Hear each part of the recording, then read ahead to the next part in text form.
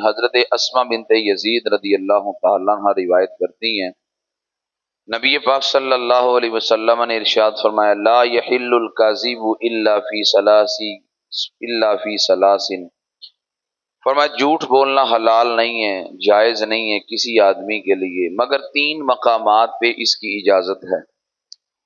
Number ایک، کاذب الرجل امرأتہ لیردیہا،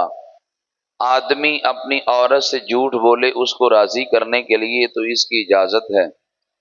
یعنی اگر واقعتاً عورت سے اس کو محبت نہ ہو تو لیکن وہ کہے کہ مجھے آپ سے بہت محبت ہے تاکہ رشتہ زوجیت پروان چڑھے تو فرمائے اس کی اجازت ہے۔ نمبر دو، والکذب فی الحرب، جنگ کے موقع پر جھوٹ بولنا جائز ہے، مطلب یہ ہے کہ نبی علیہ السلام کا دوسرا فرمان ہے الحرب خدعہ، فرمایا جو جنگ ہے یا جنگی تدبیر ہے، فرمایا اس میں دھوکہ دیا جا سکتا ہے۔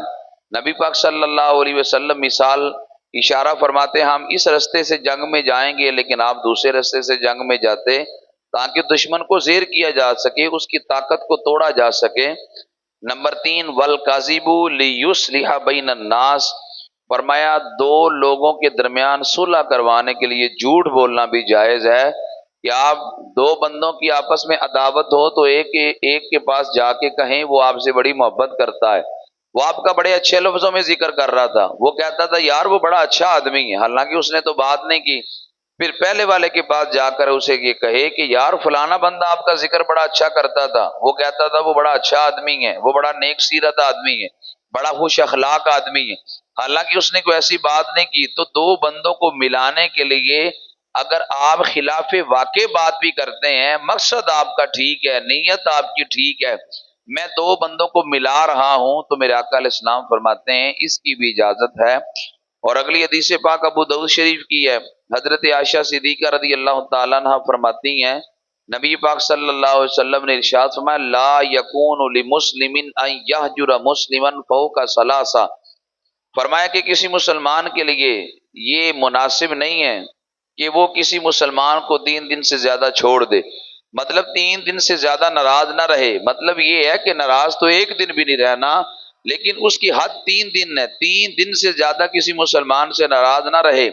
ناراضگی اور ہے لیکن کسی کو اس کی حالت میں چھوڑ دینا یہ اور ہے۔ بعض اوقات لوگ کچھ شریر ہوتے ہیں، بندہ ان کو ان کی حالت پہ چھوڑ دیتا ہے، ناراض نہیں ہوتا لیکن اس کو ان کی حالت پہ چھوڑ دیتا ہے، یہ ایک الگ بات ہے، یہاں ناراضگی کی بات ہے۔ نبی علیہ السلام فرماتے ہیں 3 دن سے زیادہ کسی مسلمان بھائی سے ناراض نہ رہو، اگر ایسا ہو فَإِذَا لَقِيَهُ سَلَّمَ عَلَيْهِ، جب وہ اپنے بھائی سے ملاقات کرے تو اسے سلام کرے، فرمایا کہ ثلاث مرات 3 بار اسے سلام کرے، کل ذالک لا یرد علی، ہر بار اگر وہ سلام کا جواب نہ دے تو یہ بری ذمہ ہے، فقط با بیسویں گناہ سارا اس کے ذمے ہے کہ جس نے سلام کا جواب نہیں دیا۔ 2 بندے ناراض تھے، ایک کا دل موم ہو گیا، دل نرم ہو گیا، اس نے کہا جی میں صلح کرنا چاہتا ہوں، وہ کہتا میں صلح نہیں کرتا، یا یہ اندر سے اپنی عداوت کو ختم کر چکا ہے، یہ جا کر اسے سلام کرتا ہے اور وہ سلام کا جواب نہیں دیتا، اب یہ سلام میں پہل کرنے والا بری ذمہ ہے، اب وہ بندہ جو جواب نہیں دیتا گناہ کا وبال اسی پہ ہے۔ میرے آقا صلی اللہ علیہ وسلم ایک دن تشریف فرما تھے تو نبی علیہ السلام مسکرائے، صحابہ نے عرض کیا، آقا بات کوئی نہیں ہوئی کہ جس کی وجہ سے آپ مسکرائے ہوں، تو مسکرانے میں حکمت کیا ہے؟ میرے آقا علیہ السلام فرمانے لگے مجھے قیامت کے دن جنت جانے کا ایک منظر یاد آ گیا ہے، قیامت آئی نہیں ہے، لوگ جنت میں گئے نہیں ہیں لیکن میرے آقا علیہ السلام کی نگاہوں سے منظر پہلے ہی سامنے ہے۔ نبی علیہ السلام فرمانے لگے قیامت کے دن جنت میں جانے والوں کا ایک منظر میرے سامنے آیا ہے، آقا وہ کیا ہے؟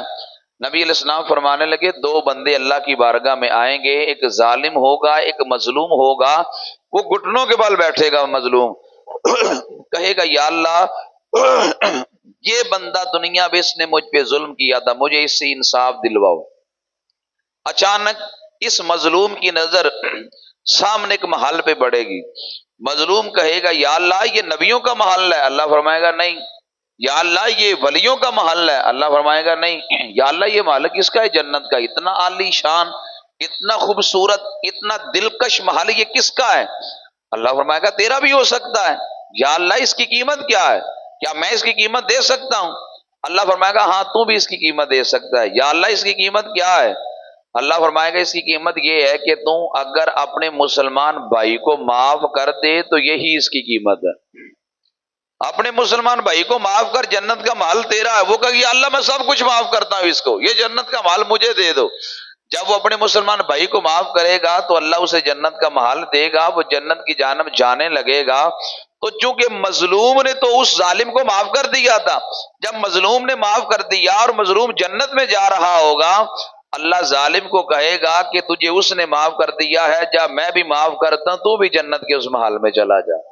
نبی علیہ السلام فرمانے لگے میں اس کے لیے مسکرا رہا ہوں کہ قیامت کے دن اللہ بندوں کے درمیان صلح کروا رہا ہے، تو یہ کام ہمیں دنیا میں بھی کرنا چاہیے کہ دنیا کے اندر بھی آج ہمارے معاشرے میں ایسے بڑے آپ کو لوگ ملیں گے کہ جو جدائیاں ڈالنے والے ہیں، دو عداوتیں ڈالنے والے ہیں، جو دشمنیاں ڈالنے والے ہیں، محبت پیدا کرنے والے، جوڑنے والے، موافقت پیدا کرنے والے، یہ لوگ بڑے کم معاشرے میں ملتے ہیں۔ اس لیے حضرت بابا فرید الدین گنج شکر کو جب کوئی لوگ